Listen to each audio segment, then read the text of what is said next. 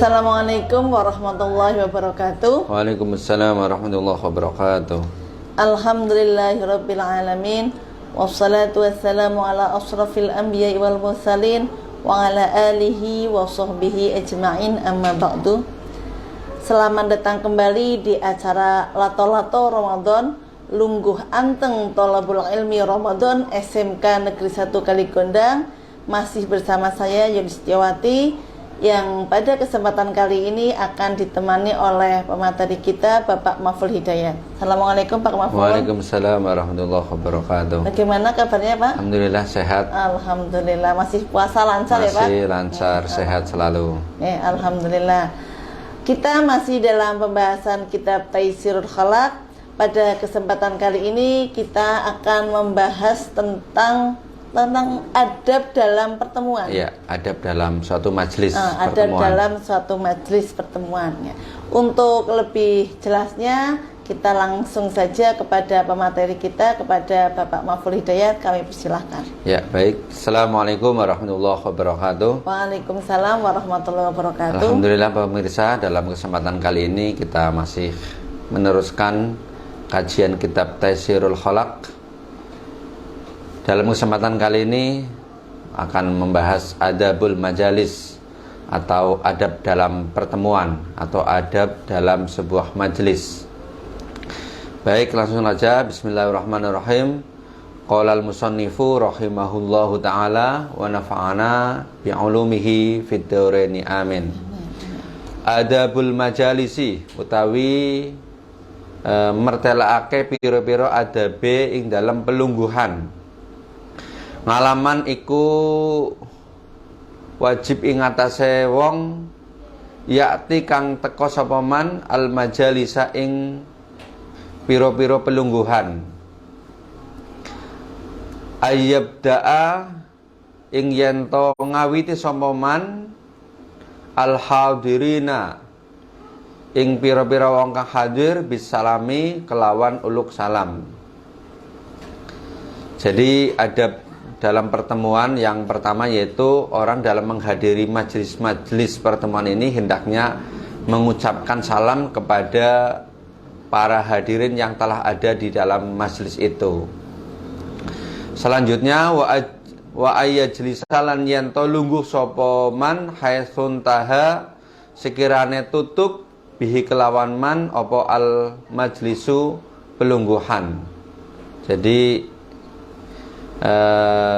ada berikutnya yaitu orang yang hadir dalam suatu majelis itu dia duduk di deretan terakhir sesuai dengan urutan gitu.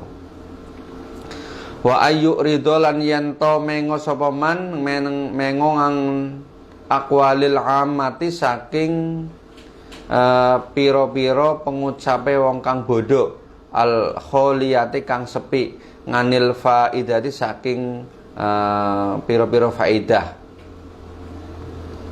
Jadi ada berikutnya yaitu dia tidak menghiraukan ucapan-ucapan atau omongan-omongan orang lain yang tidak ada manfaatnya. Nah, ini adab yang berikutnya. Wa ayyughayyira lan yento ngowahi sapa man al mungkara ing perkara mungkar biyadihi kelawan tangane man. Fa illam yastati mongko lamun ora kuasa sapa man fabilisanihi mangko ngowahi kelawan lesane man. Fa illam yastati lamun mangko lamun ora kuasa sapa man fa biqalbihi mangko ngowahi kelawan atine man. Nah ini.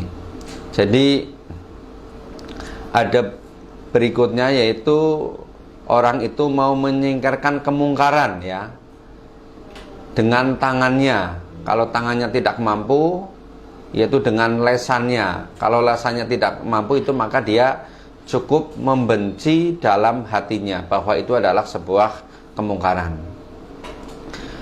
Ada berikutnya wal yakum lan becik ngadeg sapa man minal majlisi saking panggonan lungguh ilam tad'u lamun narik ya ilal makomi maring netepi manggon bihi kelawan man opo ad-daruratu darurat atau darurat ya. Jadi orang itu dalam majelis itu hendaknya segera meninggalkan majelis itu apabila di dalam majelis itu ternyata tidak ada manfaatnya. Lebih baik dia pergi dari majelis itu, jangan di situ terus maksudnya. Wa allayah takira lan yento ora ngina sapa man ahadan ing wong suwiji min julasaihi saking pira-pira rawang lungguh heman. Rubama kana terkadang ono sapa ahad ono iku khairon lebih bagus minhu tinimbang saking man ngindallahi ono ing sandinge Gusti Allah. Jadi ada berikutnya adalah orang itu tidak merendahkan seseorang yang ada di dalam majelis. Sebab bisa jadi orang itu lebih mulia dalam pandangannya Allah. Wa alla yungadzima lan yento orang ngegungake sapa man ahadan ing wong suwiji, orang ngegungake lima lihi krana bandane man. Li alla zalika krana seteman setuhune yungadim ahadan ngegungake wong suwiji krana bandane iku yu'difu ngapesake apa dalik adina ing agama wa yuskitu lan gugurake apa dalik almuru'ata ing perwira. Jadi ada berikutnya adalah tidak mengagung-agungkan seseorang karena hartanya atau kekayaannya.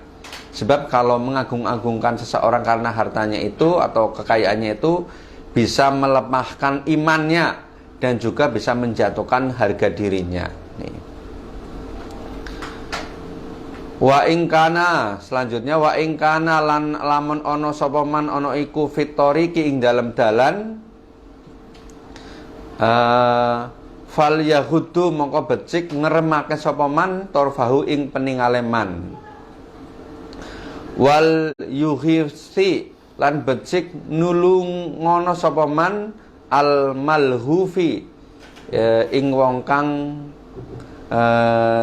napa ini wong kang di nganiaya. Wal yung ini lan nulungono sapa man ad-dhaifa ing wong kang apes. Wal yursidi lan nuduhake sapa man as-shalla kang ing wong kang kesasar. Nih. Wal yarudda lan becik jawabi sapa man assalama ing salam. Ngalaman ing atase wong badaahu kang ngawiti sapa man ing man ula atau awal bihi kelawan salam. Wal yu'tilan becik aweo sapa man asaila ing wong kang njaluk. Wal yakunan becik ana sapa man fi jalsatihi ing dalem lungguh heman ana iku wakuron wong kang anteng. Fa inna dzalika mongko teman setuhune lungguh anteng adna iku adna narik apa dalik ila ta'dimihi marang ngagungake ing man wal i'tinai lan nemen-nemeni li sya'nihi tingkah man. Jadi ada dalam majelis berikutnya atau dalam pertemuan berikutnya yaitu apabila seseorang itu di dalam jalan atau orang itu mungkin duduk-duduk di tepi jalan itu hendaknya orang itu mau merendahkan pandangannya atau memejamkan mata dalam hal ini yaitu mengendalikan pandangannya. Terus ada berikutnya yaitu mau menolong orang yang teraniaya dan juga mau menolong orang yang lemah. Dan juga mau memberi petunjuk kepada orang yang tersesat atau kesasar tadi ya. Terus juga mau menjawab salam, ini adabnya. Dan juga mau memberi sesuatu kepada pengemis. Dan juga dalam pertemuan dia itu mau duduk dengan tenang. Karena yang demikian itu duduk dengan tenang itu bisa mendorong orang lain untuk menghormati dan juga bersimpati kepada dirinya. Lah itulah Bu Yulis terkait dengan adab dalam pertemuan atau adab dalam majlis di dalam kitab Taysirul Khalaq. Demikian. Ya. Terima kasih Pak Mahful atas materinya ya. Adab dalam majlis atau pertemuan.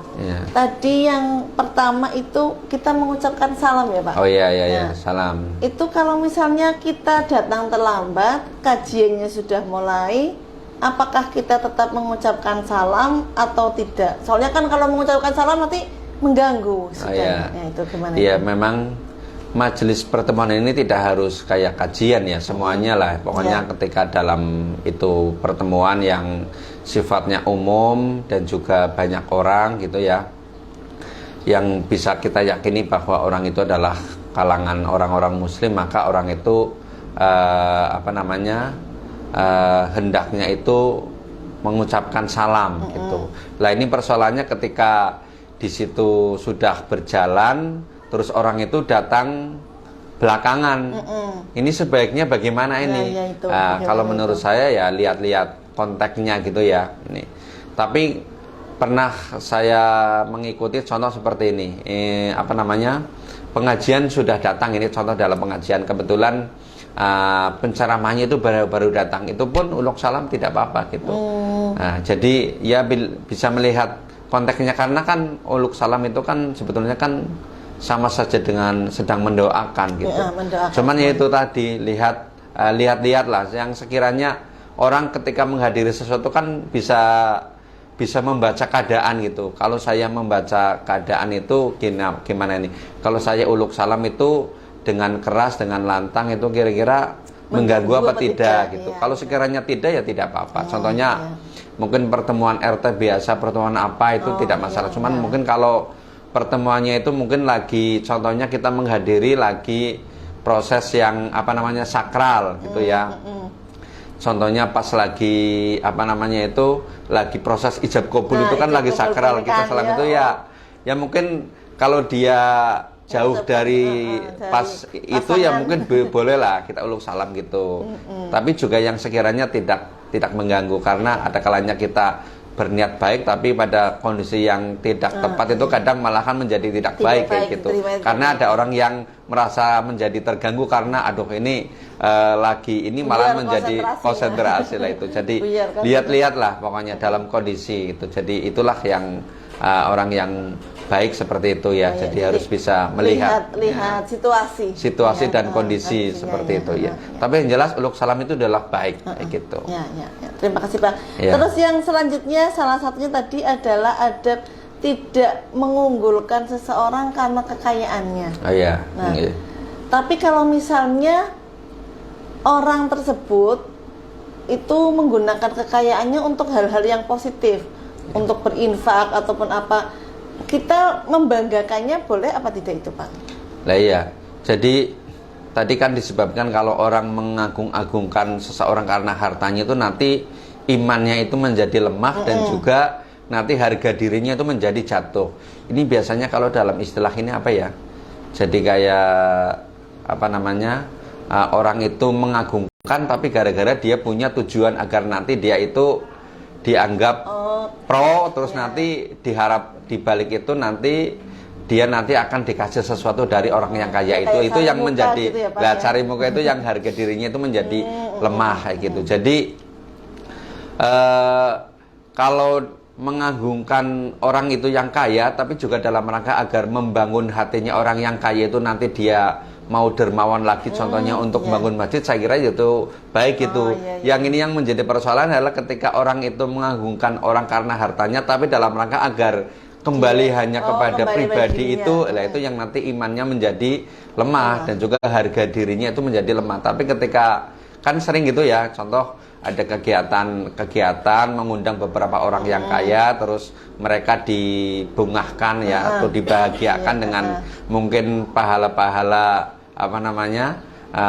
fadilah-fadilah keutamaan orang kaya yang bersedekah, mereka kan menjadi tergugah hatinya, lalu akhirnya dia mau mengeluarkan. Nah, itu ya saya kira baik-baik saja itu. Beda ketika yang dia contohnya ceramah, di situ ada orang kaya, terus nanti ceramahnya dia itu mengagung-agungkan dia gitu. Tapi ternyata ujung-ujungnya agar dia itu nanti dikasih lah, itu yang menjadi imannya menjadi rendah, atau harga dirinya juga menjadi jatuh seperti itu. Baik. Jadi tergantung niatnya ya. Oh ya, tergantung niatnya niat dari si memberikan penghargaan tadi, iya, yang memberikan mengagungkan tadi ya.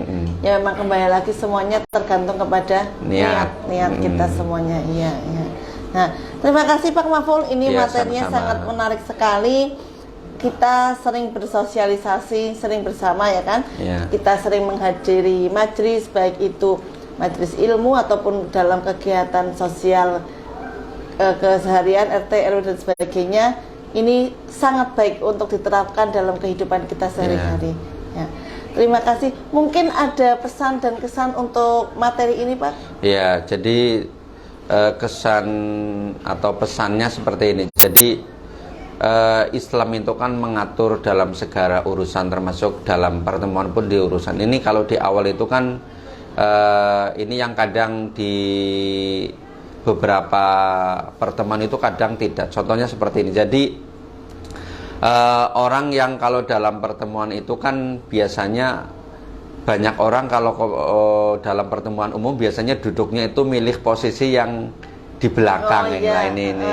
Banyak kan mereka. Jadi ketika mau belum acara dimulai-mulai karena di kursi bagian depan itu belum isi lah ini. Kalau dalam adab ini sebaiknya itu ketika orang hadir ya bisa posisi duduk yang di depan, tapi juga sesuai dengan peruntukannya. Jangan sampai ada tamu kursi untuk tamu itu diduduki gitu ya, sesuai dengan kedudukannya dia. Nanti akan lebih baik, jangan malahan di belakang. Jadi kalau di sini urutannya jadi urutan terakhir kursi yang masih kosong karena mereka mengisi dari awal.